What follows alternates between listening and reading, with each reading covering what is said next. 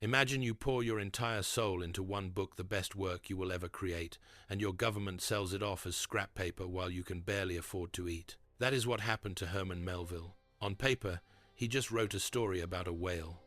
In reality, he wrote an absolutely serious warning about how your own obsessions can wreck your life, and the world was so terrified of that mirror that it ignored him until he was on the ground. This isn't just a classic novel, it is a final, desperate warning for the human ego, and it predicts exactly how our modern 2025 grind culture, hustle mindset, and status addictions will drag us into the abyss if we let them. Beneath the calm blue mirror of the Pacific lies a monster that isn't just made of flesh and bone, but of every nightmare humanity has ever tried to bury. Into that monster, Melville poured everything we are afraid to admit about ourselves, everything we still hide today behind screens, schedules, and success. By the end of this video, you'll be able to spot your own white whale, the goal, grudge, or obsession that looks noble on the outside, but is quietly steering you toward a shipwreck. In 1866, a man with a wild, graying beard and haunted eyes spent his days pacing the docks of New York City as a lowly customs inspector. To the sailors passing by, he was a ghost, a minor bureaucrat, a failed writer whose monstrous book had been dismissed as the work of a madman. They had no idea that he had already captured the soul of the sea and the darkness of the human heart in a masterpiece that was being shredded for its pulp value. Before the name Moby-Dick became a permanent fixture of the global imagination, it was a professional life-ending sentence, a book so strange and uncompromising that it effectively exiled its own author. Why would anyone do that to themselves? To understand the madness of the book, you have to understand the man who was possessed by it. Melville started his career as a literary star, the 19th century equivalent of a travel influencer. His early books, like Typee, were sensational accounts of life among Polynesian tribes, exotic scenery, danger at a safe distance, adventure you could enjoy from your armchair. The public adored him as the man who had lived among cannibals. He could have stayed that man forever, but that kind of applause started to feel like a cage. Melville was consumed by the great floodgates of the wonder world. An easy adventure was no longer enough. He felt a desperate need to write something that reached toward the infinite, even if it burned his life down in the process. He began his great work while living on a farm in Massachusetts, deep in debt and running on a kind of feverish spiritual adrenaline. He wrote to his friend Nathaniel Hawthorne that he had splashed in the fiery depths of his own imagination to finish the manuscript. That is not how you describe a fun little sea yarn. He was working under immense physical and financial pressure, writing in stolen moments, his eyes failing him, his mind edging toward exhaustion. He wasn't just telling a story about a whale, he was trying to chart the machinery of the universe. To do that, he didn't simply build a plot. He constructed a whole labyrinth of lived experience. He poured everything he knew into the pages, from the chemistry of whale oil to the legal intricacies of the whaling industry, from biblical echoes to old sailor myths. To truly describe the whale, Melville believed he had to describe the world that contained it. His farmhouse became a fortress of solitude. Outside, debts, family strain, a world that wanted another tropical adventure. Inside, a single blazing obsession, the white whale. When Moby-Dick finally emerged in 1851, it landed like a harpoon in the wrong ocean. Critics were baffled by its length, its digressions, its refusal to be just one thing. They wanted more light-hearted adventure, not a 1,000-page descent into obsession, evil, and a silent heaven. The book sold poorly. Reviews were lukewarm or openly hostile. Within a few decades, Melville was largely forgotten by the reading public. He spent his last 20 years in the obscurity of the custom house, stamping papers and watching the great ships come and go. Somewhere inside, he had to be wondering if the world would ever hear the message he had launched like a bottle into the sea. In those quiet hours on the docks, he might have seen his own reflection in the harbor water, a man who had dived deeper than anyone else, only to discover that no one on the surface much cared what he'd found. If this breakdown is landing for you, tap like so more people can find it. The world had turned away, but the book was still there, waiting, and it begins with 3 deceptively simple words. Call me Ishmael. The most famous opening in American literature isn't loud. It's a quiet invitation to step off the shore and into a mind that is already on the brink. Ishmael is a drifting schoolmaster, a man who feels a growing grimness about his mouth and turns to the ocean as a way to keep from deliberately stepping into the street and methodically knocking people's hats off. He is not chasing profit. He is trying to outrun his own despair. His journey starts in New Bedford, a harbor town of salt-crusted taverns and whaling chapels. On the walls of the chapel hang memorials to men who were towed out of sight by whales, lives erased so completely that only their names and a date remain. Even before the Pequod appears, the story is already asking, what does it mean to tie your life to an industry that regularly swallows its workers whole? Yet Ishmael goes on. At the Spouter Inn, he meets Pequod, a heavily tattooed harpooner from the South Pacific. At first, Ishmael is terrified. Pequod is everything his society has taught him to fear. Foreign, heavily inked, carrying a harpoon, practicing a different religion. The first night, they share a bed because of a lodging mix-up. By dawn, they are bosom friends, sharing a pipe and a world. Melville does something radical here. In a book overflowing with cosmic fury and looming catastrophe, he gives us one of literature's most tender, accepting friendships. Ishmael realizes a man can be a Christian in one place and a pagan in another, and that goodness has nothing to do with the labels society slaps on people. Their bond becomes the human anchor in a story that will increasingly tilt toward madness. Two misfits, one Christian, one pagan, set out together and sign onto the Pequod, a ship named after a Native American tribe wiped out by colonization. Even the ship's name is a warning. The Pequod is a floating world, a microcosm of the 19th century. Its crew is a patchwork of global humanity: Africans, Native Americans, Pacific Islanders, New Englanders, men from Europe and Asia. They speak different languages, hold different beliefs, but they are bound to the ship by the same cold contract and the same hunger for wages. They are men with no country, no home, and nothing to lose. As the Pequod clears the harbor on a cold Christmas day, the cozy atmosphere of the inn and chapel evaporates. The ship is no longer a refuge. It is a weapon aimed at the void. Ishmael is fascinated by whales, by the industry, by the idea of the ocean as a cure, but something else is already taking hold of him: terror at the whiteness of the whale. To Ishmael, white is not the color of purity. It is the color of the blank. Snowstorms that erase the landscape. Albino animals that unsettle the eye. The empty, glaring surface of things that might not care if you are here or not. In the whale's whiteness, he feels not in theory, but in his gut, that behind all this motion, the universe might not answer back. He thinks he is going to sea to save his sanity. The sea has other plans. If this breakdown is helping you see the ocean in a new light, leave a comment below and tell me which classic we should explain next, because the captain you are about to meet is the warning label on every obsession you have ever had. For days after they depart, the captain is just a rumor. The crew hears the thud of his bone leg on the deck above, a steady, unnatural rhythm that becomes the heartbeat of the ship. They catch glimpses of a figure pacing in the dark. But Captain Ahab does not reveal himself. Not yet. He is building suspense, even with his own crew. When he finally appears, he looks like a fallen god, ragged, scarred, with a white line running from his hairline down his body like a lightning strike that never left. His leg, carved from a whale's jawbone, slams into the wood with every step. His eyes burn with a focused hatred that seems too large for any one man. Ahab is not just angry at a whale. He is enraged at the entire structure of existence. The great white whale took his leg. In return, he has decided to take everything. That ivory leg is not just a prop. It is his wound made visible, knocking on the floorboards so no one, not even he, can forget what is actually steering his life. In one of the most cinematic scenes in the book, Ahab summons the crew to the quarterdeck. The wind howls, the sea sways. In front of them all, he nails a golden Spanish doubloon to the mast and promises it to whoever first spots Moby-Dick. At first, this sounds like a good, old-fashioned incentive.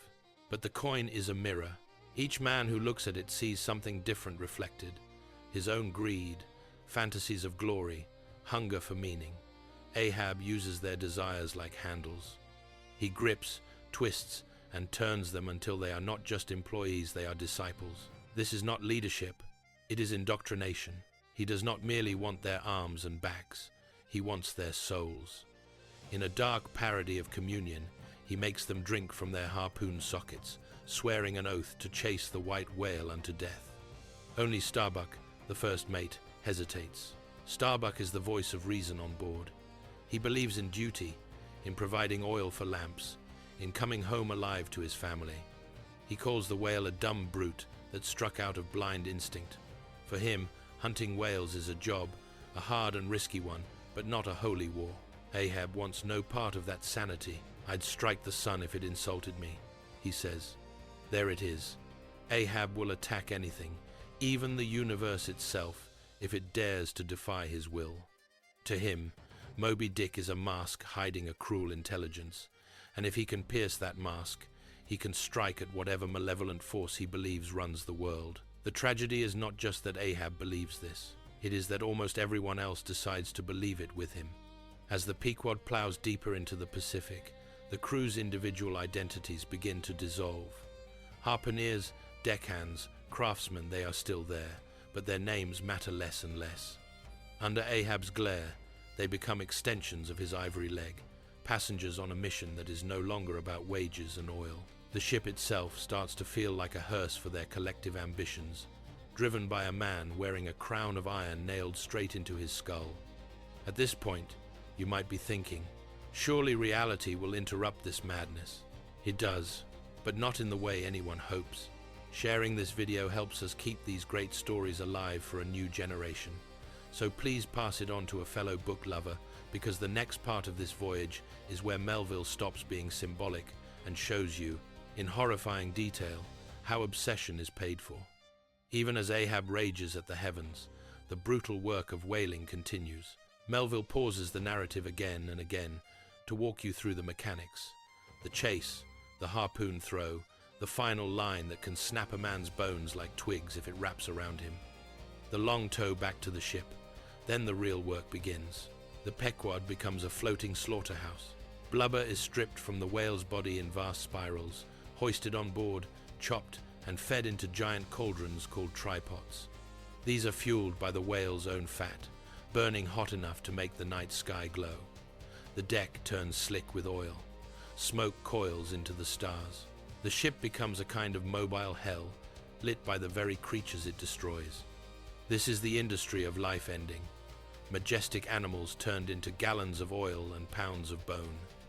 Melville's obsessive cataloguing of the whale's body is weirdly a kind of reverent awe. He spends dozens of pages on the whale's head alone, as if he believes the face of God might be hidden in the ridges of its brow. But reverence does not stop the knives. These chapters slow you down on purpose, making you feel the grind and repetition.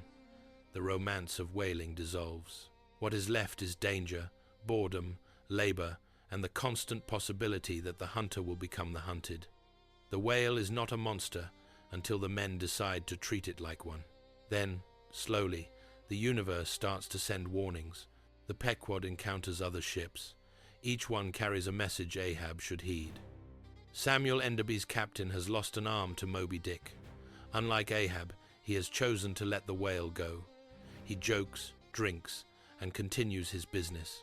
His missing limb is a scar, not a prophecy. Ahab sneers and sails on. Rachel is different.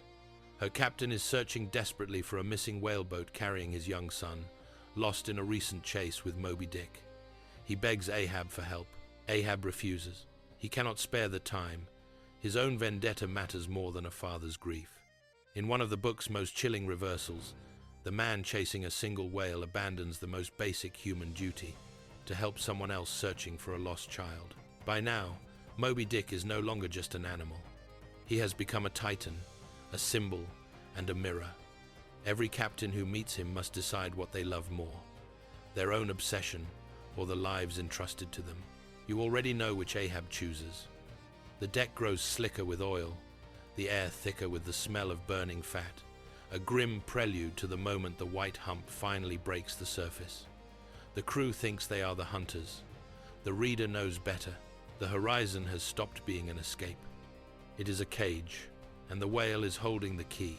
At last, after hundreds of pages of waiting, Melville gives you what he has been promising. The white whale rises from the deep, not as a metaphor, but as a mountain of living muscle and rage.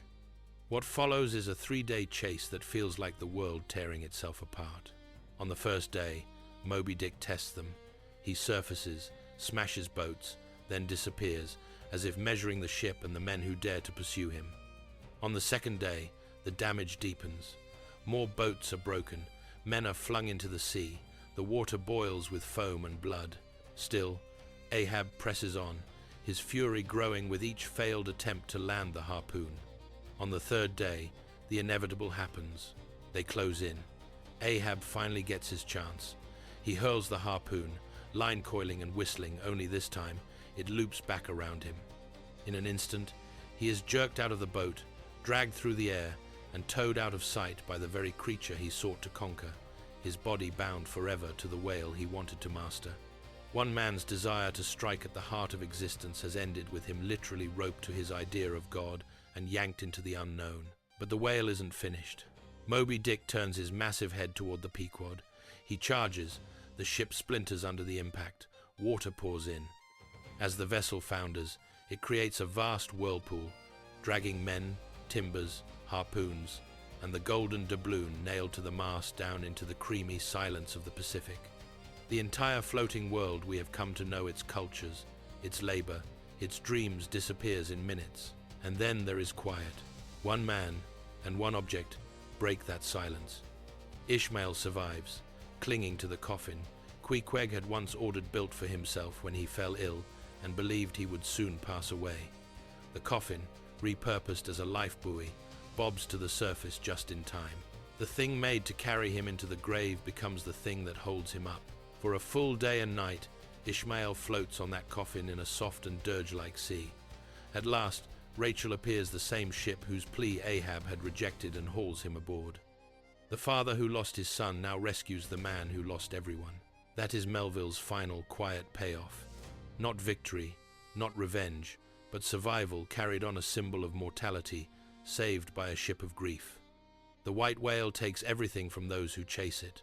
The coffin rescues the one who lets go in time. Moby-Dick went from a burnt failure in Melville's lifetime to the great American novel, proof that sometimes the world does eventually catch up to the warning it once ignored. We like to think we are the captains of our fate, building ships and empires to defy the stars. Melville reminds us that most of the time, we are closer to Ahab than we want to admit, and luckier than we deserve when we end up as Ishmael. So, what does it mean to be the survivor of a ghost ship? Ishmael's life is scarred by absence. Everyone he worked with, laughed with, feared, admired, or loved on that ship is gone. He is the lone witness to a story that almost no one on land will truly understand. Melville himself lived that same loneliness, a man walking city streets, carrying a secret about the true cost of human vanity, a secret almost nobody wanted to hear. The sea doesn't care about your vengeance. It doesn't care about your masterpiece. It has watched civilizations rise and fall with the same cold, blue indifference. In the end, we are all just Ishmael, clinging to something that floats: faith, art, friendship, sheer luck in the middle of an uncaring ocean, hoping someone is still searching for us. We spend our lives chasing whales that do not know our names, sacrificing friendships, health, and sanity for prizes that may only pull us under. We build monuments to our own power, only to watch them sink, leaving nothing but ripples. Melville knew this truth, and it cost him everything to tell it. He passed away in the shadows, but his words became a kind of lighthouse for every soul lost in the fog of the modern world. The question now is not whether the whale is real. The question is whether you have the courage to stop chasing it. Are you pursuing a dream that will build you, or a ghost that will drown you? Is your white whale worth the ship, the crew, and the parts of yourself you are prepared to lose? Well, I am looking for people who understand the difference. Are you one of them? Thank you for joining us on this voyage through the dark waters of Moby-Dick. If you found this explanation helpful, please hit like and subscribe to the channel and hit the notification bell so you can stay updated on our latest Great Books Explained episodes. Until next time, keep reading and stay curious.